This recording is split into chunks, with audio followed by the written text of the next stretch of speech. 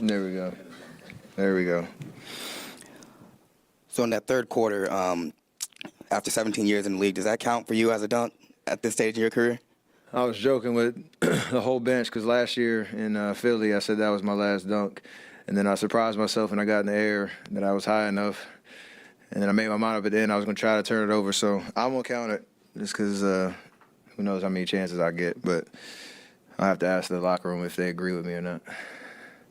Steve was, pretty upset with a few of the turnovers tonight. It's not like it was some crazy turnover night, but that aspect of the game seems to be wearing on him a little bit. How much do you just view that as like kind of the biggest problem that you guys continually need to solve?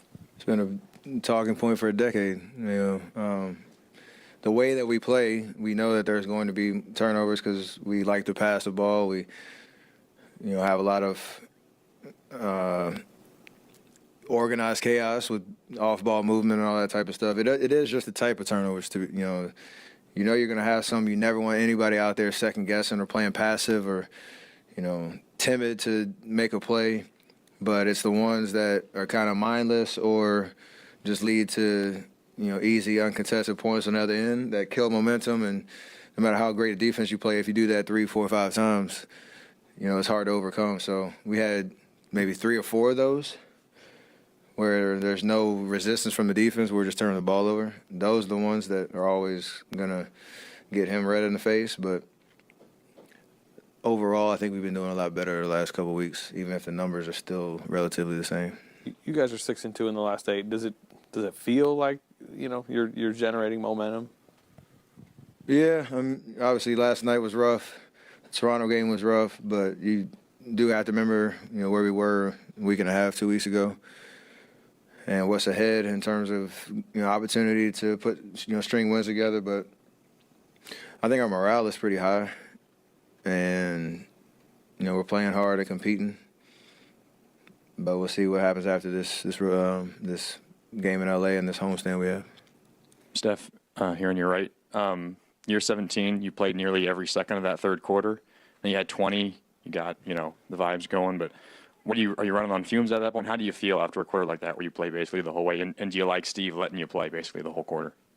Yeah, it was a great feel tonight. Sometimes he has to make a decision, looking at time and score, looking at rotations and Draymond out and all that type of thing. But it's really all mental.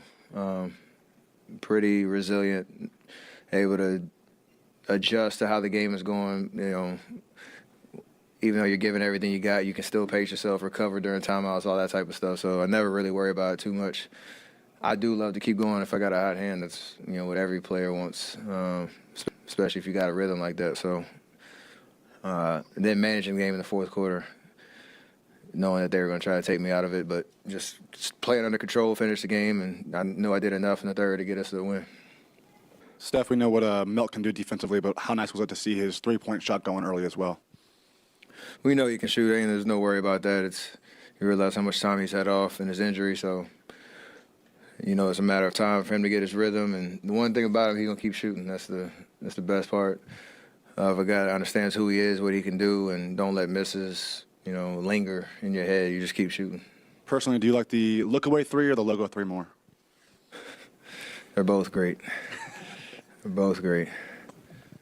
Steph, you and your dad passed the Shazes officially tonight for most games. Who? The Shazes, Dolphin and Danny. Oh, yeah. Yeah, I heard what you said. Just keep going. What does that one mean to you out of the things that you've accomplished already? One, I'm mad at Raymond. He didn't tell me that when I left the court, so I could be prepared for that answer because I didn't know that was a thing. But it's cool, just longevity and the family business being in this game. Got my brother's points, it's even better. So pretty special for the Curry family as a whole, knowing he played for 16 years. I'm in my 17th year. Still trying to do it, and yeah, dream come true, to be honest. What kind of got you going in the third? Just got some clean looks, and then understood what they were trying to do defensively, and taking advantage of switches. And then we played great defense for most of that quarter, which gave us some transition opportunities too, and I was able to run. Beat the defense where they get set up, so that usually plays into our hands. Thankfully, shots went in and gave us a lot of momentum, and that group that started the fourth did a great job to capitalize and hold them to 18 in the fourth. No matter how many points you score, you're going to win a lot of games that way. This is the third time in the past couple of weeks that Draymond has either gotten ejected or kind of left a game early, and you guys played really well after each three. How do you kind of square that?